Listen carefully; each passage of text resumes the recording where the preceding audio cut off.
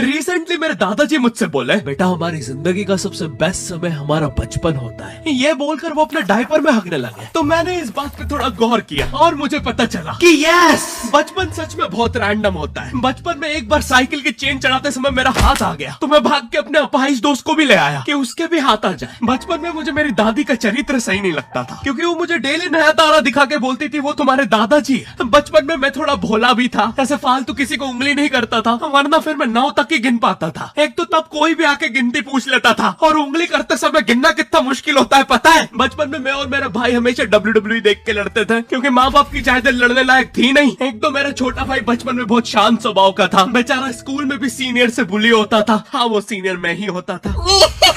एक बार मुझसे बोलता, भैया डॉक्टर बनना मेरा सपना है। तो मैंने उसे नीट की बुक्स ला दी, तो अब वो उसका बुरा सपना बन गया। अब वो डॉक्टर गेम में भी बीमारी बनता है, और बवासीर पीछे होती है। चिंटू, बुक्स नहीं पढ़ रहा है तू? एक बार बेचारा बिस्तर पे गिर के रोने लग गया, तो सब बोलने लग गए कुछ नहीं हुआ, चींटी मर गई, चींटी मर गई। मैं यहाँ सोच रहा हूँ फिर अभी तक हम चींटियों वाले बिस्तर पे क्यों सो रहे थे? हाँ, घर में सबकी पीठ पे ददोड़े हो रखे हैं। हाँ, ये नहीं गिरता तो हमें तो पता ही नहीं चलता बिस्तर पे चींटियां हैं। हम तो सोए जा रहे हैं चींटियों वाले बिस्तर पे। और स्कूल में जब भी ये छोटे भाई पैंट में हक देते हैं, तो बड़े भाई को क्यों बुलाया जाता है? पता है कितनी घनघोर बेइज्जती होती है पूरी क्लास के सामने, और बुलाते भी इतने सस्पेंस है, वो देख के बड़े भाई का हगना निकल जाता है। ऐसे 2 छोटे बच्चे स्लो मोशन में भाग के आ रहे हैं। हाँ, वो उनकी नॉर्मल स्पीड है।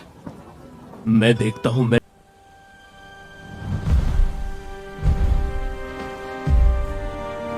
भाई को क्राइम सीन से 2 पियून पकड़ के ले जा रहे हैं। उसे ब्राउन रंगे हाथों पकड़ लिया गया।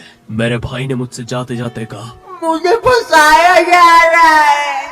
मुझे पता था इस लेंडे के पीछे की कहानी इतनी सिंपल नहीं हो सकती। कड़ी तहकीकात के बाद मुझे पता चला इस लेंडे के पीछे बड़े बड़े पॉलिटिशियंस, गैंग लीडर्स और माफिया इन्वॉल्व है। मेरा भाई सही कह रहा था, ये उसका लेंडा नहीं है। Hands up PT teacher! तो वो लेंडा तुम्हारा था। तो तुम्हें पता चल ही गया, तुम मुझे कभी नहीं पकड़ सकते। रुको, भाग गया। जाने दो उसे बेटा, हमने पीटी टीचर के बड़े भाई को बुला लिया है वो लेंडा उठाने। लेंडा आपके नजदीकी सिनेमा घरों में पड़ा होगा, तो देख के पैर रखना। ये चैनल पे जितने भी अजीब और गरीब चीजें तुम देखते हो, ये मैं और मेरे भाई की लाइफ में हमेशा होती रहती है, और इसलिए हमने ये चैनल नॉट योर टाइप बनाया था। मेरे भाई ने कहा तू बोल और मैं एनिमेशन करता हूँ, और लो बन गया नॉट योर टाइप। आपके नजर अरे अभी भी लेंडा लगा हुआ है। बचपन में बोले जाता था कि तुम जितने दांत तकिए के नीचे रखोगे तुम्हें उतने ही रुपये मिलेंगे। तो मैंने दादी की 32 रख दी, तो मुझे 32 रुपए मिले।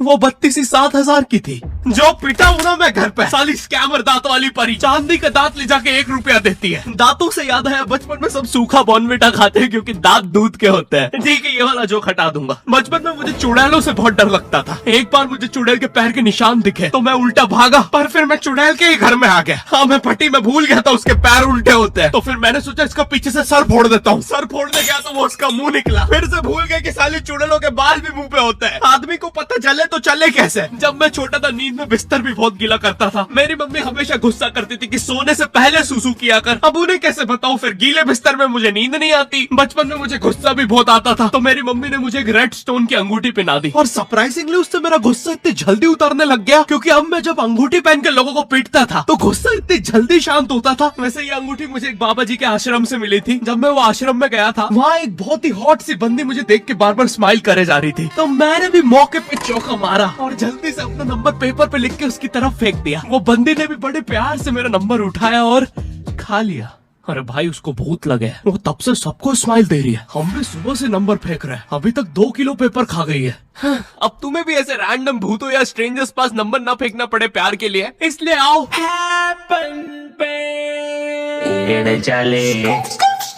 यहाँ तुम्हें मिलते हैं तुम्हारे कॉमन इंटरेस्ट के लोग। मुझे बॉर्नविटा बहुत पसंद है। मुझे भी रोहित। आओ मन बुद्धि हैंडशेक करते हैं। हैपन पे मिलती है आपको उन लोगों की प्रोफाइल्स जिनके साथ आप पाथ क्रॉस करते हैं। यहाँ तुम अपने एरिया के लोगों की प्रोफाइल्स भी देख सकते हो। यही नहीं, जो लोग तुम्हारे फेवरेट स्पॉट पे जा चुके हैं, यहाँ तुम्हें उनकी प्रोफाइल्स भी मिलती है। तो अभी जाकर अपना नेक्स्ट क्रश स्पॉट करो अपने ही मन पसंदीदा स्पॉट पे। तो अभी जाके डाउनलोड करो, लिंक डिस्क्रिप्शन में। Thank you happen. बचपन में मेरी मम्मी हमेशा बोलती रहती थी कि बाहर जाके खेलो। अब बाहर मेरे मोहल्ले के बच्चे भाई वो ऐसे अजीब अजीब से गेम्स खेलते थे। कहीं ड्रैगन फ्लाई में रस्सी बांध के उसको पेट बना लिया है, कहीं नंगे भाग रहे टायर के पीछे लकड़ी मारते मारते। मेरी मम्मी को उन पर दया आ रही है कि बेचारे गरीब बच्चे किसी भी चीज से खेल लेते हैं, फिर हमारी कार पलट जाती है। हाँ वो टायर हमारी कार का था। और मुझे एक बात बताओ, चक्के से खेलने पे वो गरीब कैसे कंसिडर हो रहे हैं? क्या पता उनने कार खरीद के चक्का निकाला हो, क्या पता लैम्बोर्गिनी के चक्के से खेल रहे हो। नहीं तुम्हें कैसे पता चल रहा है वो गरीब है या अमीर? और एक चक्के से इतनी सारी एक्टिविटी करेंगे ये लोग। कभी चक्के में रस्सी बांध के झूला बना दिया, कभी झूले से फिका के खुद को लूला बना दिया, कभी लूले पे झूला बांधकर हुला हू बना दिया। ये इतने हरामी बच्चे थे, इनके साथ कोई भी घर घर नहीं खेलता था, क्योंकि घर ये जुए में लगा के हार जाते हैं। ये वो बच्चे जिन्हें तुम रिमोट कंट्रोल कार भी दोगे तो उसकी मोटर निकाल के पंखा बनाएंगे। एक बार इन्होंने रिमोट कंट्रोल रिमोट बनाया था। तुम अगर इस रिमोट पे बटन दबाओगे तो इस रिमोट पे बटन दबेगी, बस।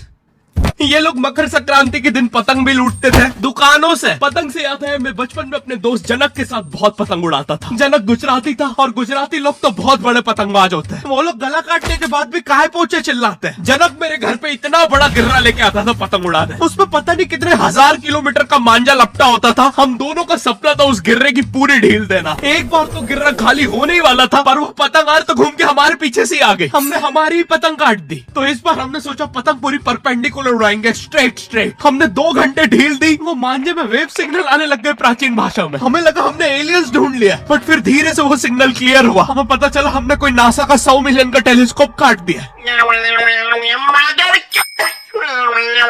पतंग भी चले, टेलीस्कोप काट दिया।